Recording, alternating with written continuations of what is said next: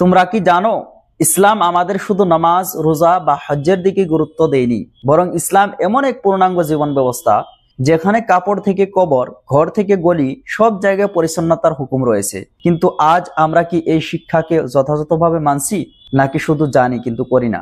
আল্লাহ তাআলা বলেন, ইন্নাল্লাহা ইউহিব্বুত তাওয়াবিনা ওয়া ইউহিব্বুল মুতাতাহহিরিন।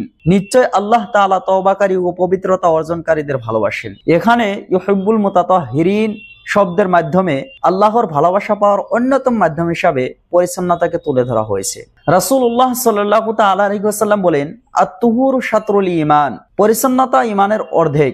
এই কোরআনের আয়াতগুলো এবং হাদিসের দিকে লক্ষ্য করে একটু ভাবুন যে একজন মুমিন যদি পরিষ্কার না থাকে তাহলে সেটা কত বড় ঘৃণনীয় একটি বিষয় হতে পারে। একটু চিন্তা করে দেখো, আমরা নামাজ পড়ি, তসবিহ পড়ি, হজ্জের প্রস্তুতি নেই, কিন্তু আমাদের মসজিদের টয়লেট অপরিষ্কার, রাস্তা মহল্লায় ময়লা ছড়ানো, পবিত্র স্থানে থুতু ফেলা, পানি পান করে বোতল ফেলে রাখা, এগুলো কি মুসলমানের পরিচয় হতে পারে? ইসলাম পরিচ্ছন্নতাকে অনেক বেশি পছন্দ করেন এবং তার ক্ষেত্রসমূহ হলো শরীরের পরিচ্ছন্নতা, ওযু, গোসল, দাঁতের যত্নের দ্বারাই; পোশাকের পরিচ্ছন্নতা, বিশেষত নামাজের পোশাক পরিষ্কার রাখা; পরিবেশের পরিচ্ছন্নতা, রাস্তা, বাসা, অফিস, স্কুল পরিচ্ছন্নতা রাখা; অন্তরের পরিচ্ছন্নতা, হিংসা, অহংকার, কুচিন্তা থেকে অন্তরকে শুদ্ধ রাখা; জিহ্বার পরিচ্ছন্নতা, গালি, গীবত, অপবিত্র কথাবার্তা থেকে জিহ্বাকে পরিষ্কার রাখা।